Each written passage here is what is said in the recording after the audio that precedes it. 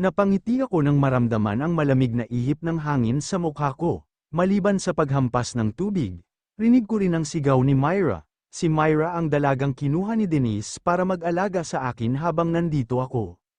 Ate Karel, tingnan mo, may mga napites akong prutas sa lupain ni Mang Kules, hinayaan niya akong kumuha, tutal ay napakarami nilang bunga. Nako, ang bait naman ni Mang Kules, nagpasalamat ka ba? Aba, syempre naman, ate, bigyan natin siya ng luto mo mamaya. Oh, sige, may dala na rin akong mga isda, papasok na muna ako, ihahanda ko lang ang iluluto ko. Nakangiti ko siyang tinanguan, hindi ako sumunod sa loob ng bahay, nanatili akong nakatayo sa porch habang hinihintay ang pagdating ni Manang Panyang, lang sandali, nakaamoy ako ng pamilyar na pabango, tinatangay yun ng hangin mula sa unahan, lang sandali akong naghintay at isang kamay na ang humawak sa akin. Anak, kumusta ka na? Malapad akong ngumiti, Manang Panyang, mabuti po at nakapunta kayo ngayon, kahapon ko pa kayo hinihintay. Naramdaman ko ang mainit niyang palad sa pisngi ko. Kahapon ko pa gustong magpunta rito, ayaw mo ba talagang umalis ako kay Rodante para masamahan na lang kita? Hindi ako mapakali sa tuwing nasa malayo ako sa iyo. Ngumiti ako at kinuha ang kamay niya. Kailangan niyong samahan si Rodante, Manang, nag-iisa na lang din siya. Noong araw na umalis ako, halos maduraj ako sa sakit, pero wala akong sinisisi, hindi ako galit dahil alam kong yun naman talaga ang mangyayari, oras lang ang hinihintay ko, nang maaksidente ang taksing sinasakyan ko. Wala akong masyadong pinsalang natamo, pero dahil dumiretso sa mga mata ko ang mga bubog ng basag na bintana, nawalan ako ng kakayahang makakita. Kung mabilis lang sana ang pagdala sa iyo sa hospital, narinig kong malungkot na sabi ni Manang Panyang. Ngumiti ako, ayos lang ako, ikaw talaga, Manang, iyak ka na naman yan. Matapos kong makalabas sa ospital, pinili kong tumira sa malayo. Walang nakakaalam sa nangyari sa akin maliban kina Denise at Manang Panyang. Pinili rin naming magtago sa mga magulang ko, panigurado pipilitin lang nila akong bumalik kina Rodante. Sa kabila ng lahat, hindi ako malungkot o nagdurusa. Madali akong naka-adjust sa pagiging bulag, nakatulong ang kaalamang buntis na ako noong umalis ako sa bahay ni Rodante. Naging normal ang dumaang mga araw, lang linggo at ganoon pa rin ang laging nangyayari. Si Myra ang lagi kong kasama, once a week, dumadalaw naman si Denise para dalhan kami ng mga grocery at iba pang kailangan namin. Syempre, dala rin niya si Jake, ang pinagkaiba lang siguro, araw-araw na akong pinupuntahan ni Manang Panyang ngayon, noon sa loob ng isang linggo ay 3 hanggang 4 na beses lang siya kung pumunta, iniwasan namin na makahalata si Rodante. Ate, aalis na ako, ha? Aagahan ko ang punta sa palengke at paniguradong maraming malalaking isda ngayon. Nakangiti akong tumango, sige lang, Myra, huwag kang mag-alala sa akin, kabisado ko na ang buong bahay. Oh, basta, ate, kapag may mga taong nagpunta rito na hindi mo kilala, sumigaw ka lang, siguradong maririnig ka ni na Manong Kules at Manang Esther.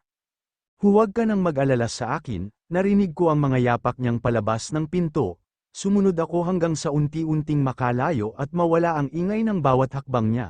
Tatalikod na sana ako para pumasok, pero naamoy ko ang pamilyar na pabango, ngumiti ako. Manang Panyang, nandyan ka na? Pasok ka po, marahan akong pumunta sa malawak na kusina na walang pinto. Kinakapa ko ang bawat bagay sa ibabaw ng lamesa na nakapwesto sa pinakagitna ng kusina. Maaga yata kayo ngayon, hindi sumagot si Manang Panyang, pero naramdaman ko ang mainit na palad na humahaplos sa pisngi ko. Paminsan-minsan, ginagawa niya ito, mararamdaman ko na lang ang mga palad niya sa aking pisngi. Na-miss din kita, Manang, matagal akong tumayo doon habang pinapakiramdaman lang ang kilos niya. Maya-maya, kumuha ako ng isang mansanas at maliit na kutsilyo sa lagayan. Naramdaman kong kinukuha niya ang kutsilyo pero natatawa ko itong inilayo. Ako na, kaya ko na ito, tingnan mo. Pinakita ko sa kanya kung paano ko binalatan ang mansanas bago ito hiniwa-hiwa at inilagay sa malit na plato. Bulag man ako, pero nagagawa ko pa rin ang ibang bagay na parang normal. Inabot ko sa kanya ang plato ng mga hiniwang apple, nakangiti rin akong lumapit sa kanya. Kumusta ka na? kumusta sa korte? Nakarinig ako ng bagay na nahulog sa sahig matapos kong itanong yon, ngumiti ulit ako. Kabisado ko ang pabango mo, alam kong magtatatlong linggo ka nang pabalik-balik dito.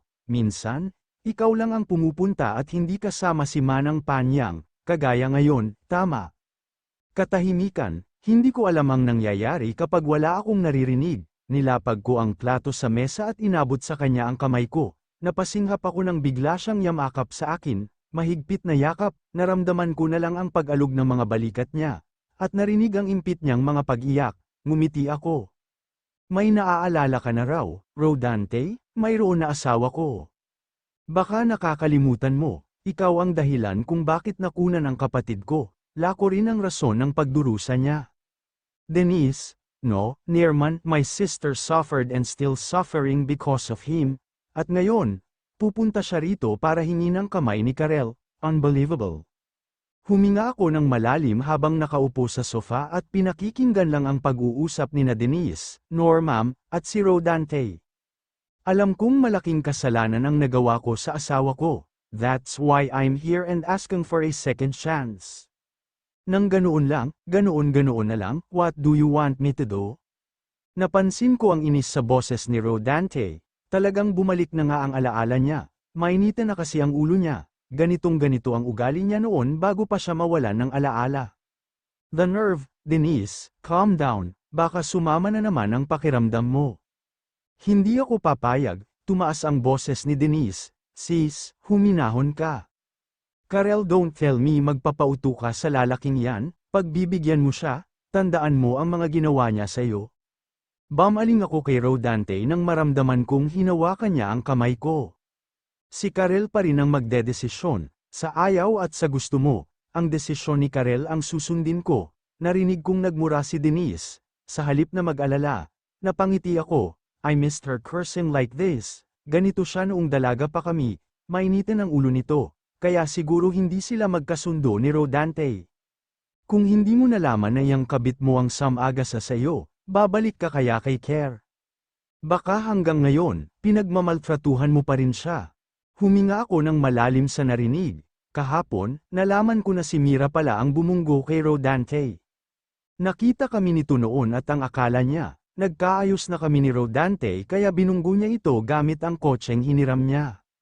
Nalaman ko rin na kaya nagpunta sa kwarto niya si Rodante noong araw na nahuli ko sila ay para hanapin ni Rodante ang dashcam ng kotseng gamit nito noon. May hinala na pala si Rodante at ang mga kapatid niya kay Mira, kaya ayaw nila itong ipaalala kay Rodante noong wala siyang matandaan, at noong gabing bumalik si Rodante nakakaiba ang kilos niya, may mga naaalala na siya noon, alam na niya kung sino ako at kung sino si Mira sa buhay niya. But he kept pretending dahil alam niyang babalik si Mira.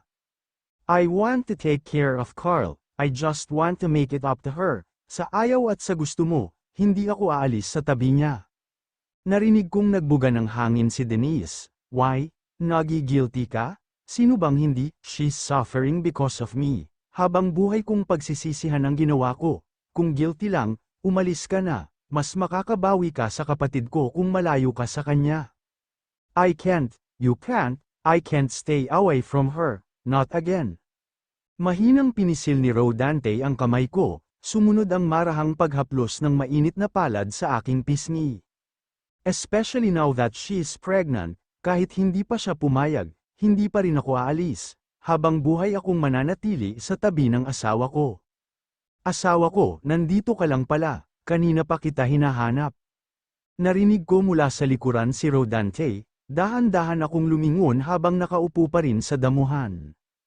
Oh, kinakausap mo ba yung kambing? Tungkol dyan sana ang sasabihin ko sa'yo. You said you wanted to eat caldereta. Heto, bumili ako ng buhay na kambing, kakatayin ko mamaya para may pagluto ka. Sumimangot ako sa narinig, you're going to kill her? Her? Naramdaman ko ang mga kamay niya na umalalay sa akin para makatayo ako. Come on. Let's get back inside, marumi dito at malamok.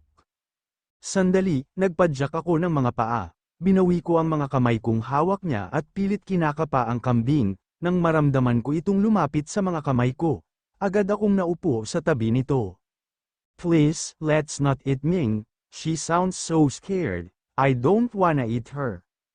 Ilan sandaling natahimik si Rodante, but you said you wanted to eat caldereta, caldereta na kambing. Ano ba talagang gusto mo? Yeah, I want to eat caldereta. Hinimas ko ang ulo ni Ming, but I want it to be chicken this time, or beef or pork. Bumuntong hininga siya. Alam mo ba kung anong ginawa ko? Mabili lang yang kambing na yan. Nagsalubong ang mga kilay ko sa narinig, ayaw ko nang kainin, hindi ka ba naaawa sa kanya? She sounds so young, and scared, and cute, paano kung anak mo ito? God, fine, bibili na lang ako ng manok, ngumiti ako ng malapad sa narinig. Muli kong binalingan si Ming, pero pinatayo na ako ni Rodante at inalalayan pabalik sa bahay namin. Liwan natin si Ming, inilapit niya ang mukha niya sa akin. Hindi pwedeng ipasok sa bahay ang kambing, bakit hindi? Si Ming lang naman, at saka para may kasama tayo.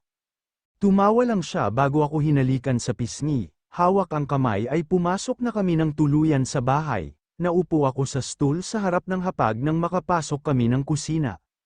Magpapadeliver na lang ako ng manok, I'm not comfortable leaving you here alone. Umalis lang ako kanina dahil mapilit ka, Leon pala. Hindi kaldereta ang gusto mo kundi alagang kambing. Natawa ako sa narinig. Isang buwan na rin mula nang lumipat dito si Rodante, iniwan niya ang marangyang buhay para samahan at alalayan ako. Ayaw ko sanang umalis siya sa buhay na nakasanayan niya. Kilala ko siya, hindi siya sanay sa simpleng pamumuhay. Pero ayaw niyang umalis, ayaw niya akong iwan. Kumusta na si Mira? Ayon, ongoing pa rin ang kaso. Hindi mo ba siya nami-miss? May nami-miss akong babae pero araw-araw ko na siyang kasama ngayon. Napangiti ako sa narinig. Sa totoo lang, hindi ko alam kung anong nangyari, ni hindi nga ako makapaniwala na kasama ko ngayon si Rodante.